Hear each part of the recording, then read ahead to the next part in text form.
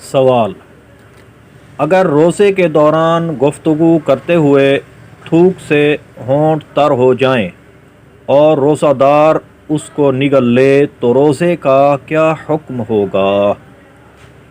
جواب: اگر روزے کے دوران گفتگو کرتے ہوئے ہونٹ تھوک سے تر ہو جائیں تو اس کو نگلنے سے روزہ نہیں ٹوٹتا، اگرچہ روزہ یاد ہو، مگر بہتر یہی ہے کہ اس کو نہ نگلا جائے۔ فتاوی عالمگیری کتاب الصوم جلد نمبر 1 صفحہ نمبر 203۔ سوال: اگر روزے کی حالت میں کسی کو کھٹی ڈکار آئے جس کو سرائکی میں غڑچی کہتے ہیں اور اس کی وجہ سے حلق کے اندر کڑواہٹ اور پانی محسوس ہو اور پھر وہ پانی وغیرہ حلق سے نیچے اتر جائے تو اس صورت میں روزے کا کیا حکم ہوگا؟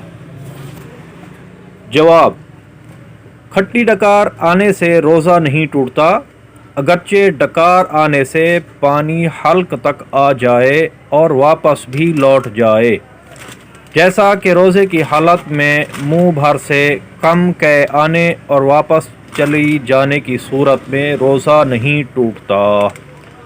ماخوذ از رد المختار جلد 3 صفحہ 450 مکتبہ رشیدیہ کوئٹہ۔ فتاوی رضویہ جلد 10 صفحہ نمبر 486۔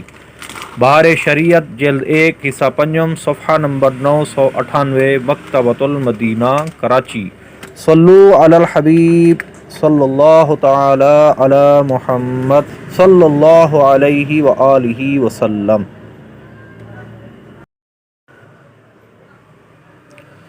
سوال: روزے کی حالت میں عورتوں کا لپ اسٹک یعنی سرخی لگانا کیسا ہے؟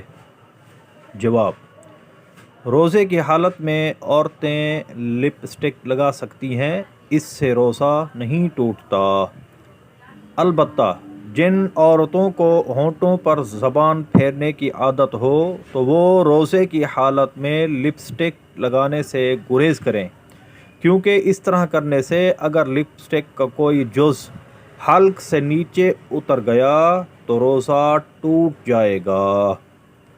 تفہیم المسائل جلد 2 صفحہ نمبر 191 ضیاء القرآن پبلیکیشنز۔ صلو علی الحبیب صلی اللہ تعالی علی محمد صلی اللہ علیہ وآلہ وسلم۔